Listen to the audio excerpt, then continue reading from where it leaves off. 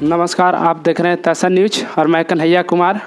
और आज हम आए हुए हैं गया, क्योंकि आज शत्रुघ्न नारायण सिंह जी का आज पुण्यतिथि है, जो गया जिला परिषद के प्रथम चेयरमैन रहे और बिहार सरकार में पूर्व मंत्री भी रह चुके थे, जिनका आज 25वां पुण्यतिथि आज मनाया जा रहा है।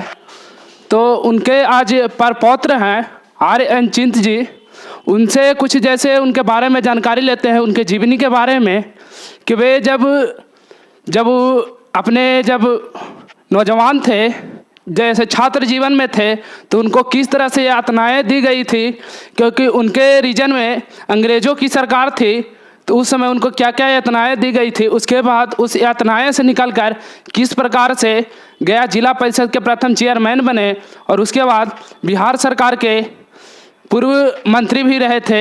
इसके बारे में आप विस्तार से थोड़ा सा जानकारी देंगे। शत्रुघ्न बाबू के बारे में जितना कहा जाए उतना कम है। वो जब पैदा हुए थे तभी से उनको लड़ने की आदत थी और अंग्रेज़ों के खिलाफ भी उन्होंने लड़ाई किया। और काला पानी का सज़ा बिहार में सिर्फ 2 व्यक्ति को मिला, जो मगध की धरती में से वो एक थे। उन्होंने देश की आज़ादी में एक अहम भूमिका निभाई और इसी कारण से अंग्रेज़ों के सामने उन्होंने घुटना नहीं टेका, मरते दम तक घुटना नहीं टेका, तभी उन्हें काला पानी का सज़ा हुआ। और उसके बाद वो देश की सेवा ही में जुट गए।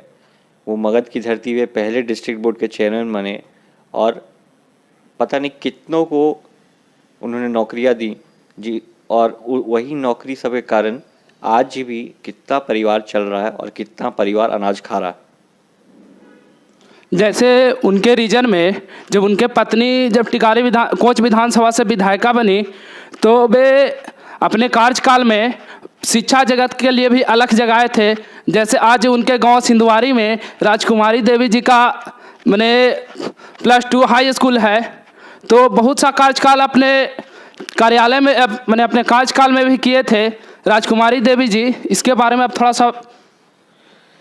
उन्होंने और शत्रुघ्न बाबू दोनों ने जितने नौकरियां दी और शिक्षा जगत में जितने शिक्षाओं को पढ़ाने के नौकरी पर लगाया, चाहे वो कितना भी पढ़ा लिखा हो, लेकिन उनका मानना था कि अगर थोड़ा भी पढ़ा सकता है तो वो आगे बांट सकता है। इसलिए उन्होंने मतलब नंबर तो शायद कोई कह नहीं सकता है कि उन्होंने कितने, लेकिन लाखों में नौकरियां दी। और अगर आप आज के दिन देखें तो एक नौकरी कोई मंत्री भी नहीं दे सकता है आपको।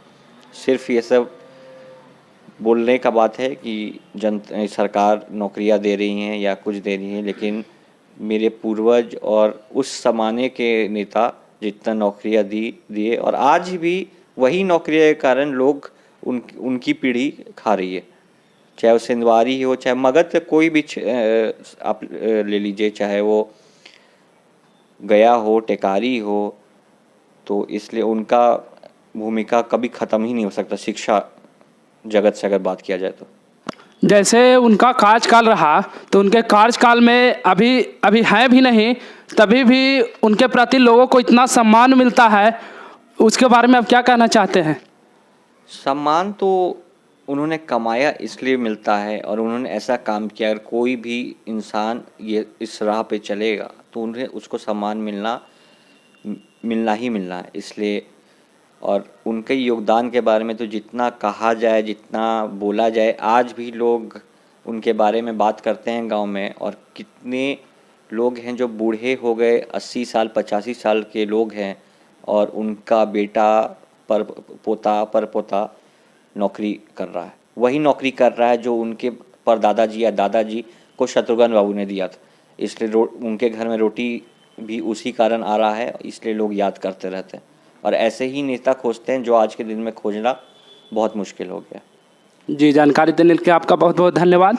और हमारे साथ कैमरामैन प्रतीश बाबू और हमारे साथ शत्रुघ्न नारायण सिंह के परपौत्र आर्य चिंत जी। जी धन्यवाद।